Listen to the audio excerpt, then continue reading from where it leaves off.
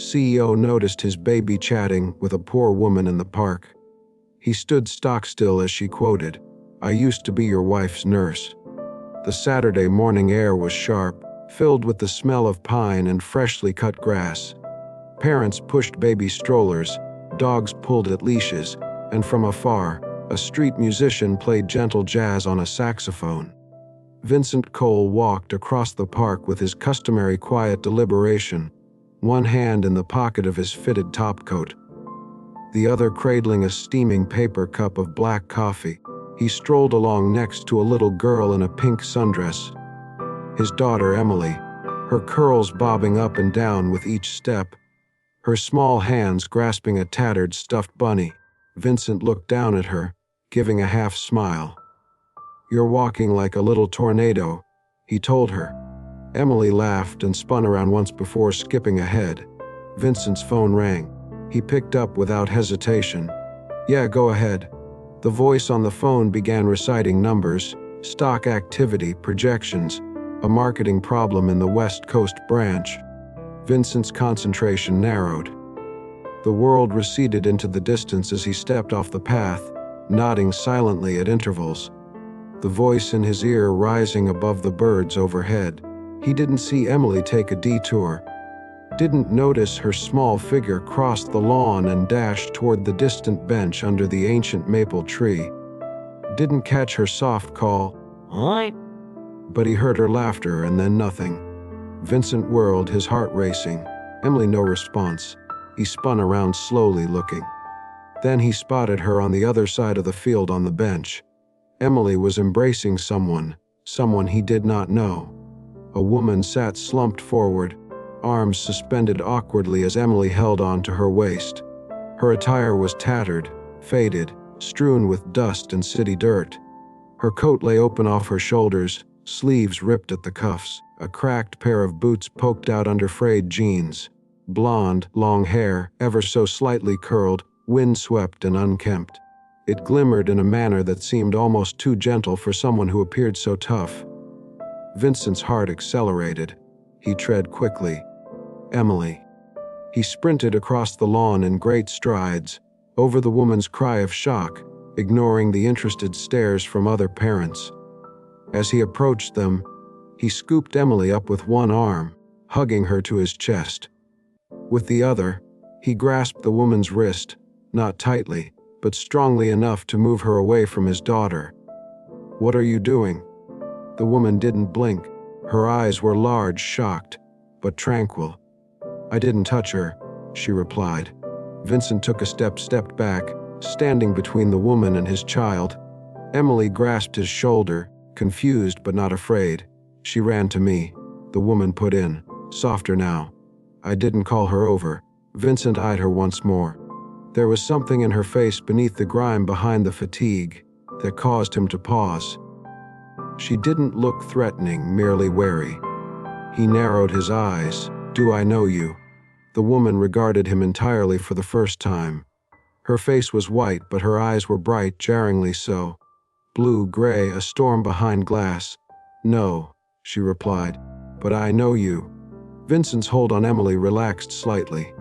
"Then who are you?" The woman looked down at Emily, then back at him. Her voice did not tremble. It did not jump. It emerged soft, smooth, near apologetic. "I used to be your wife's nurse." Vincent froze as the woman spoke, the world narrowing to her voice, his own heart flooding the space between them. For a moment, he simply gazed, not sure if he had heard correctly. "What did you just say?" The woman returned his look level. "Your wife," she said, her tone unchanged. "Lena Cole, I was her nurse." The way she said Lena's name, without hesitation, without stuttering, struck him harder than the words themselves. It wasn't the tone of someone guessing. It was the tone of someone remembering. Vincent settled Emily more comfortably in his arms, his jaw clenching. "How do you know my daughter's name?" The woman's eyes softened for a moment. She would sit in her mother's lap and draw pictures of the two of you. "I was present when she mastered how to say your name correctly. I was present when she cut herself off," biting the end of the sentence. Vincent's voice turned hard. Enough. He stepped forward, dropping his voice so that only she could hear. If this is a scam, she shook her head. No scam. Then what do you want from us? The woman paused, looking past him down the path of trees and sunlight. Nothing. I don't want anything, Mr. Cole. Her calmness disturbed him. There was no shaking in her voice, no begging, no trace of desperation, only a steadiness that made him feel smaller in some way. Then why come to my child? She walked up to me. The woman said, I was sitting there and she just knew me. That's impossible. Perhaps, she whispered, her voice husky. Or, perhaps some things don't vanish as easily as we'd like they would. Vincent's hold on Emily tightened. He could sense her small fingers fidgeting absently with the edge of his collar. Not noticing tension coiled in him, the woman bled a breath, sweeping a strand of matted hair from her face. My name is Maya Rivers. I was a nurse at Street Marks Hospital in palliative care. The name jolted a memory. Loose, faint, half-formed. That blonde nurse at the periphery of his gaze during Lena's dying days. Always silent, always behind the scenes. Vincent pushed the image aside. If you were there, you know my wife passed quietly. You know I did all she required. Maya's eyes fluttered, a mixture of pity and constraint. I know she loved you very much, she spoke through her voice barely above a whisper. And that she never stopped believing in you. But what? Maya hesitated for the first time. Her calm cracked just slightly. If you knew what I know about her treatment, about the choices that were made, you might not look at your company the same way again. Vincent's voice dropped to a dangerous whisper. What are you implying? I'm not implying anything, she said, steady once more. I'm telling you that the truth is not always in the reports you sign, Mr. Cole. He glared at her, the rage churning in him, a bulwark for the unease writhing under his ribs. You don't get to use my wife to make allegations, he said. You don't appear out of the blue and speak in metaphors. Maya's gaze never wavered from his. Then perhaps cease avoiding what's right before you. Vincent didn't say a word. All was quiet, with only leaves rustling above them, and Emily's gentle breathing against his shoulder. Finally he turned, grumbling, We're done here, and off he went. Emily raised her head, looking over his shoulder. Her tiny hand waved once in the air. Maya didn't wave it back. She just let them leave, her face closed, sorrowful, resigned, and something else that Vincent could not identify. But as he walked his daughter towards the car, he could still sense it, the pressure of that woman's gaze on him, and the words she'd spoken, lingering like a threat he did not yet realize. You may never look at your company in quite the same way again. That evening, Vincent sat at his desk, the house strangely silent. Emily had fallen asleep hours past, her bunny cradled under one arm. The wall clock flashed past midnight, but Vincent's brain wouldn't sleep. His laptop lit up in the dark study. The folder named Lena last month's had sat closed since her funeral. He wavered, then opened it. Dozens of brief video clips filled the screen, some recorded by nurses, others by Lena herself.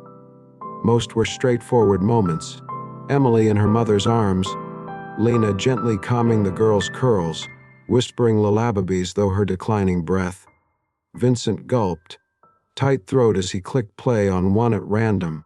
Lena materialized on the hospital bed, gray but smiling. She waved to the camera. Emily, she whispered, when you're old and sit and watch this, just remember Mommy loved you more than sunshine. A chuckle came behind the camera. Vincent stopped. He rewound there. Gentle laughter, not his, a woman's. He clicked another video. This time, Emily tottered around the hospital room with a teddy bear. Lena clapped softly, breath short, but happy. Behind them, out of focus, was a young woman in scrubs, blonde hair in a loose bun, standing next to an IV machine. Vincent leaned in. He clicked again. Lena sat in bed, sketching something on a notepad. The camera panned, a little unsteady. To the side, the same blonde woman, now seated in a chair, was softly rubbing Lena's hand.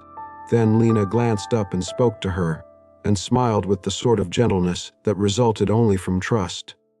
Vincent hesitated. He scraped backward slower this time. The woman laughed once more, pushing a lock of hair into place behind her ear. Her face looked into the camera. Bright eyes, young cheeks, tired but warm smile. It was her. It was Maya. He did not remember her. He had come and gone too fast through that period, sneaking into the hospital late at night, speaking softly to physicians, standing by Lena's bedside when she slept. But now, looking at Maya standing there, not just now but near, disturbed something in him. He opened another video. This one. Lena wasn't talking. She was sleeping. The camera jittered a bit, like whoever took it didn't mean to switch it on. A second passed quickly. Then Maya's face was on the screen, leaning over the bed, tucking in a blanket. And then for a fleeting moment, she gazed right at the camera. It was short, hardly a beat. But the expression, it was evident, not surprised, not enraged, just an air of quiet, knowing look, as if she saw someone spying from the future. Vincent stopped the video there. Her face was inscrutable, but something in it anchored in his chest like a rock. He opened his work laptop and logged into the hospital's archive system. His firm had assisted in financing their infrastructure years before, and he still did not have much access. He entered Maya Rivers. No results. He scowled. He entered again, minimizing the dates. Still nothing. No employee files, no accident reports, not even a list of volunteers. She was gone, vaporized. That was not standard procedure. He drummed his fingers on the desk, then unlocked his phone and scrolled through contacts until he came upon a familiar name. Dr. Aaron Keller, an erstwhile palliative care physician who had worked with Lena closely during her last months. He paused, then texted, "Do you recall a nurse named Maya Rivers?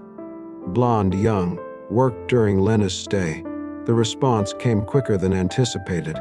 "Yes, I remember her. She was let go under suspicious conditions. If I were you, I'd investigate why." Vincent looked at the message, the quiet around him extending. Outside, the wind rustled the trees, and somewhere down the hallway, Emily's sleep murmured in the distance. Vincent sat frozen, eyes fixed on the screen as the first genuine thread of suspicion crept around him. Vincent found her again at the same park bench. It was late afternoon, the light softer now, golden and drawn thin through the branches. Maya sat alone, scattering crumbs to a pair of pigeons that fluttered around her boots. She didn't glance up when he came, but she didn't look surprised either. He stood there for a minute, hands in the pockets of his coat, having no idea what he was even doing. Then finally, "I want answers." Maya wiped her hands clean and rested them on her lap. "I thought you'd return." Vincent took a seat next to her, making sure he left room between them. "Begin at the start." Maya looked at the pigeons, then the flecked clouds moving across the sky. "Lena was dying," she said matter-of-factly. "You realized that, but what you didn't know is she wanted to fight. Even during the final weeks, she still hoped there was hope." Vincent's jaw clenched. There was no treatment. There was an experimental medication, Maya said, her tone low. "Something your company was developing, a trial not made public yet. But she read about it. I don't know how. Perhaps old contacts, perhaps a nurse on some other floor, but she asked me to assist her in applying for it." Vincent blinking. "We weren't taking terminal cases for that trial." "The board was, I know," Maya interrupted softly. "That's why we did it without fanfare. Off the record, I submitted the application through someone I could trust in the research wing. I knew the risk. I could have been fired." She gazed down at her hands, fingers clenching. "I just couldn't refuse her. She had Emily's photo taped above her bed. She'd stare at it at night and whisper, 'One more year. Just one more birthday.' I thought maybe if she had hope, even false hope, it would matter." Vincent felt something shift inside him. a quiet crack forming beneath everything he thought he understood. "What happened?" he asked. The application was flagged. Someone higher up noticed her name and yanked it. I was fired a week later. No explanation, no warning, just walked out.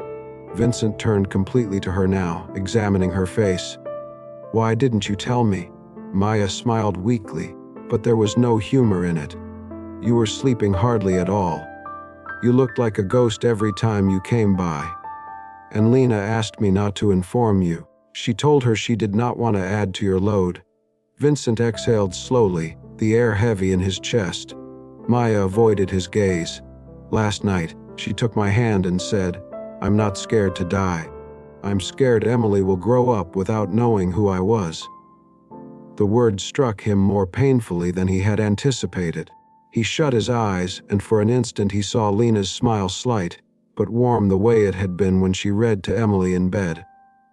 "And you kept that to yourself?" he whispered. Maya nodded. "I didn't want to spoil what she wanted to preserve. She loved you. She wanted peace for both of you." Vincent was silent for a long time. A squirrel ran between them. The wind strengthened, blowing the leaves above. At last he demanded, "Why are you telling me now?" "Because Emily remembered me," Maya replied. "And I noticed the way she looked at you and the way you looked at me. You deserve to know the truth, even if it hurts." Vincent gazed forward, not knowing what to say. In the quiet, Maya got up. "That's all I know. The rest is yours to find." Then she left him on the bench, suspended between memory and epiphany. They saw each other again, not accidentally this time. Vincent had requested to meet with her. No lawyers, no security, no formal environment. Just the two of them at a coffee shop, nestled under an overpass, where the sound of cheap china and the hissing of an ancient espresso machine was background noise. Maya wore the same jacket. Her hair was slightly tidier, pulled back into a low, sloppy bun. There was dirt still under her fingernails. Vincent had no idea where to start. He sat opposite her, elbows resting on the chip table, coffee untouched. "I need to know what you did afterward." Maya nodded. "Of course you do." She stirred her tea but didn't drink it. Her eyes didn't flinch. Indeed, they responded to his with a sort of silent strength that left Vincent oddly off balance. "The next day after Lena died, I was requested to vacate the hospital," she continued. "No reason given, just an HR meeting, then a termination letter." "Due to the application," Vincent added. Maya nodded. "And more. They informed the staff that I had committed a deadly error. That a patient I treated died due to an error in dosage. I wasn't given the opportunity to defend myself. The words were simply inserted into the air. And once that occurs in medicine, it's done." Vincent glared at her. "But that was not correct." "No," said Maya calmly. "But honesty isn't always essential. The hospital required a clean image, and I was an easy one to delete." She put her hands together, her voice falling. "No clinic, no nursing home, no hospice would take me on. I didn't have any income. My license was suspended pending a hearing that never materialized. I lived with a friend for a while, and then in my car, and then nowhere." Vincent's mouth became dry. "Why didn't you sue?" She laughed gently, not bitterly, but worried. "With what money? With what attorney? In addition, Lena asked me to promise her something." She gazed up at him, and for the first time, he noticed genuine pain behind the unwavering stare. "On her final night, she tightened her grip on my hand and instructed, 'In case something happens to me and Vincent gets lost, assist him and assist Emily if he cannot.'" Vincent remained silent. The words cracked something open inside of him, and he felt it break silently like a plate dropping in some other room. Maya went on, "I considered going public, speaking to the press, posting online, but your name was on the trial. Even if you didn't know, I couldn't risk exposing Emily to it. She was a baby. She didn't deserve that." Vincent ground his jaw. "So you just vanished?" "I didn't vanish," Maya told me. "I simply stepped aside." Her tone became gentle. I worked wherever no one ever asked questions. I cleaned houses. I bagged groceries. I worked night shifts at a gas station during winter. I once had rice and hot water for dinner 5 consecutive nights. But I continued to visit the park every Saturday just to catch sight of Emily from a distance, just to know she was fine. Vincent rubbed his face with both hands. The burden of her words weighed heavily against his chest. "You could have come to me," he reiterated, but his words were not as strong this time. Maya smiled a little. "You weren't ready to see me." "Not then." They sat in silence. The whir of the ancient coffee machine faltered behind them. Vincent regarded her differently now, not as a stranger, not even in ghost form from Lena's history, but as a woman who had made herself invisible for his family. A woman who had taken it upon herself to bear a promise when no one was looking. A woman who hadn't disappeared, but had been standing watch over them like an unobtrusive, unseen guardian. "I don't know what to say," he confessed. "You don't have to say anything," Maya said softly. "I didn't do it for thanks." She finally took a sip of tea, lukewarm and bitter. "I did it because I promised someone I cared about something, and I meant it." Vincent stood beside the window of his office, looking at the city lights glimmer beneath the twilight sky. The skyline was a familiar comfort, steady and far away, unlike everything else around him these days. He had spent the last 72 hours digging through in-house company documents, late-night phone calls, encrypted reports, quiet meetings behind closed doors. What he uncovered wasn't surprising. Not anymore. It was merely proof of what Maya had informed him. The name on the dismissal order for Lena's clinical trial submission was definite. Carl Denham, Vincent's best friend, his right-hand man, his most trusted confidant. He sent the meeting invite without a message. Just a time, just a room. Carl came 10 minutes ahead as usual. He still resembled the Carl Vincent had known for more than 10 years. Shiny suit, gray temples, confident stance. But today Vincent noticed something different too. Fatigue, calculation, guilt. Vincent did not waste any time. "You pulled Lena's application." Carl's jaw clenched. He did not lie about it. "She was terminal," Carl said softly. "You know how the board assesses risk. You could have approached me. You were in bereavement, preoccupied. And this was not all about you, Vincent." Carl leaned forward, speaking softly. "I have 3 children, a mortgage, stock options contingent upon trial success. If Lena, God rest her soul, had been admitted and passed away during testing, the outcomes would have ruined everything. Headlines would have read, 'CEO's wife dies in failed trial.' Do you think we'd have survived the fallout?" "She was my wife," Vincent snarled through set teeth. "Not a liability, I know," Carl said. "But the company was at a tipping point.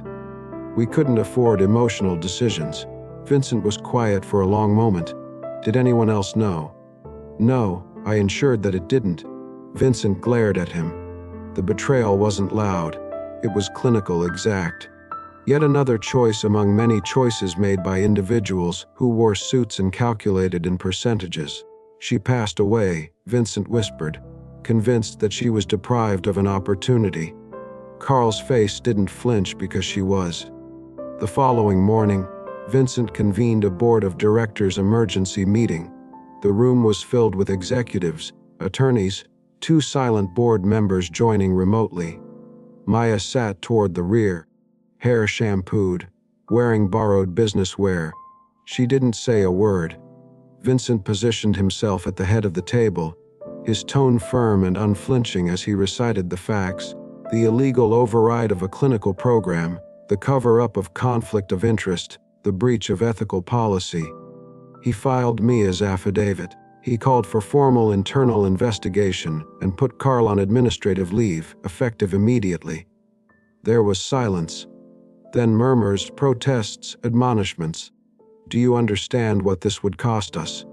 One of the board members had replied, "Our reputation, our partnerships, our stock will tank." Vincent had raised his hand. This company was founded to save lives. If we begin selecting profits over people, then we're already bankrupt. He adjourned the meeting there. That evening, the media started to circle, rumors leaked, whispers on business forums. Stock prices fell, investors phoned.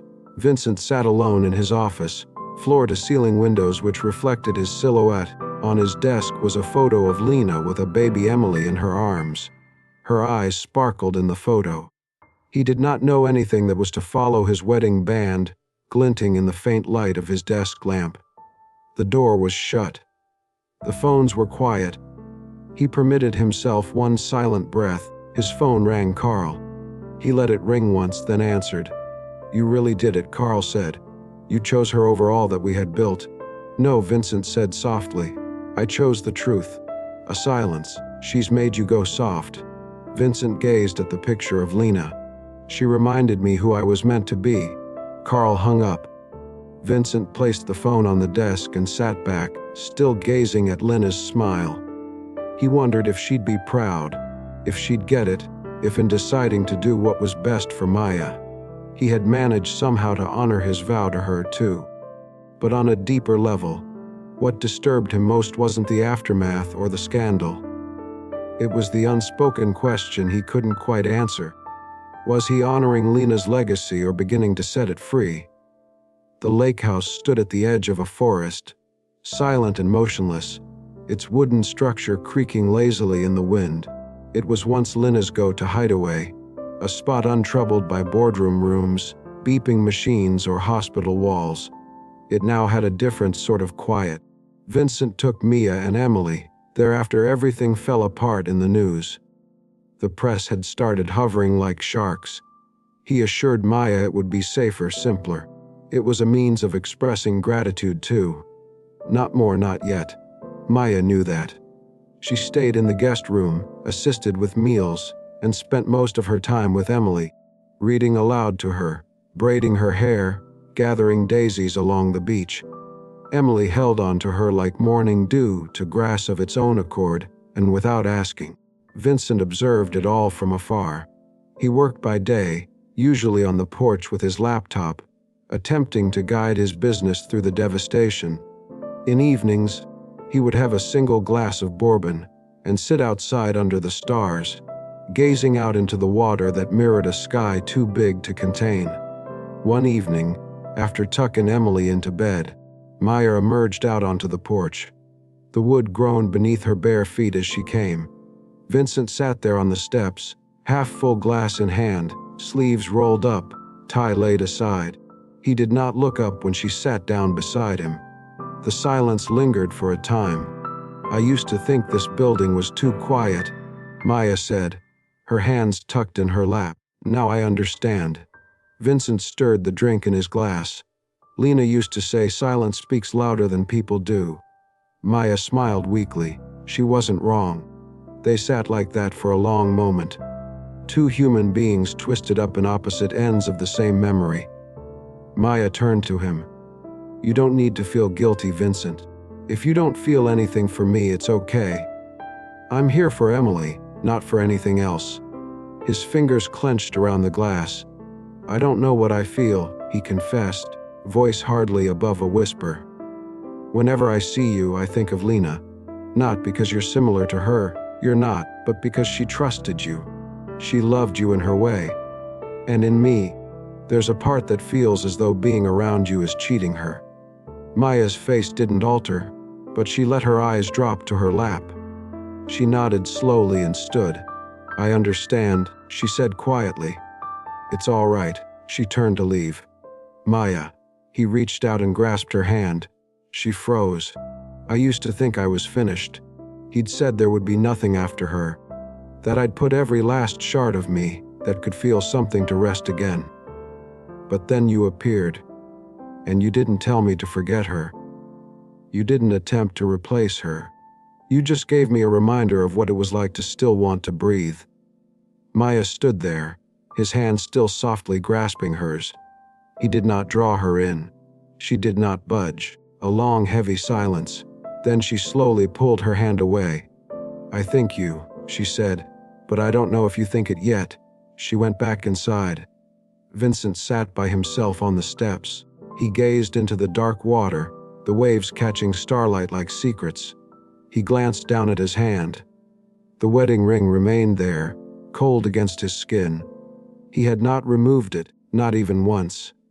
He turned it slowly on his finger, then halted. For the first time, he found himself wondering not so much how to mourn Lena, but how to allow her to go without allowing himself to go as well. The note was creased in two, set neatly at the edge of the kitchen table.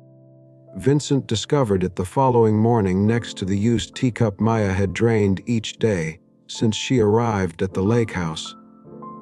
He opened it with an odd stillness in his fingers. "Vincent, you owe no explanation, and you owe me nothing. I understand you're not ready.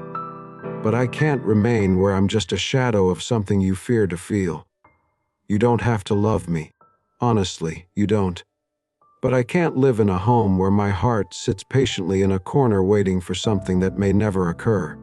Tell Emily I love her. Maya." He read the letter 3 times and then laid it down. His chest was hollow and heavy all of a sudden. He entered Emily's bedroom. She was sitting on the floor constructing a tower out of blocks, her pink pajamas rumpled from sleep. "Daddy," she said without raising her head. "Where's Miss Maya?" Vincent knelt down beside her. "She must have gone somewhere." Emily hesitated, picking up a block. "Will she come back?" Vincent hesitated. "I don't know." Emily gazed at him, furrowed brow in that expression she had when she thought very hard. "Daddy," she said slowly, "may I ask you something?" "Of course." She tilted her head. "If I still love Mommy, but I also love Miss Maya. Is that wrong?" Vincent blinked, throat constricted. "No," he said hoarsely. "No, darling, that's not bad," she said once. Emily repeated, building another block. "That hearts don't have just one room." She said, "There's room for lots of good people, if you don't lock the door." Vincent sat back on his heels. The sunlight streamed in through the window, landing softly on the framed picture of Lena on the dresser. Her smile caught laughter midway, trapped in time. Later that morning, he opened a drawer in his study and opened a small glass keepsake box. It had nothing in it until now. He removed his wedding ring, cradling it for a good long moment in his palm. Then he deposited it quietly in there alongside a crumpled drawing Emily once made of Mommy in heaven with stars circled around her. He shut the lid. He drove into the city that afternoon. The church was not fancy, a modest brick building between the old apartment buildings and a chain-link fence. Inside, folding tables were arranged where volunteers handed out warm soup and bread. He spotted her right away. Maya was behind a huge pot, ladling food into cracked bowls. Her hair was pulled back and sleeves were rolled up to her elbows. She looked exhausted, but serene, peaceful in a way that it was painful to see. He waited until her line was empty before walking up. She saw him before he spoke. "You found me," she said softly. "I didn't lose you," Vincent said. Maya dried her hands on a towel, looking at him. He moved closer. "I didn't come to beg for anything," he said. "Not forgiveness, not promises." "Then why?" she asked. He breathed. "Because I figured something out. I'm not ready to love you like you deserve. Not yet. But I know I don't want a life where you're not in it. I'm not here to fill the space left by Lena. I'm here to create something new with you." Maya's eyes went soft, full of something gentle, something shivering just below the surface. "I don't have to be a replacement," she breathed. "You couldn't be," he replied. "You're not Lena, you're Maya, and that is precisely who I came for." A familiar voice sounded out then, "Miss Maya." Emily rushed through the doors of the church, arms open. She flung herself around Maya's legs, giggling. "I missed you." Maya stooped down, embracing her closely. Then Emily looked up at her, serious now. "Mommy said I'd recognize an angel when I met one," she replied. "I recognize now. It's you." Maya's eyes welled up with tears. She hugged Emily tight, one hand softly pushing back her curls. Vincent moved forward and placed his hand lightly on Maya's back. not as a possession, but as a vow, and in the silent, sun-drenched church hall, there was no need for more words. Not love, not yet, but something just as sacred, acceptance. Sometimes the strongest stories aren't about falling in love. They're about finding the strength to love once more. If this story moved you, don't forget to subscribe and hit the hype button to support soul-stirring stories. We share true, to-a-life stories that heal, inspire, and remind us what actually counts. Your support enables us to continue bringing stories that touch the heart. Thank you for watching, and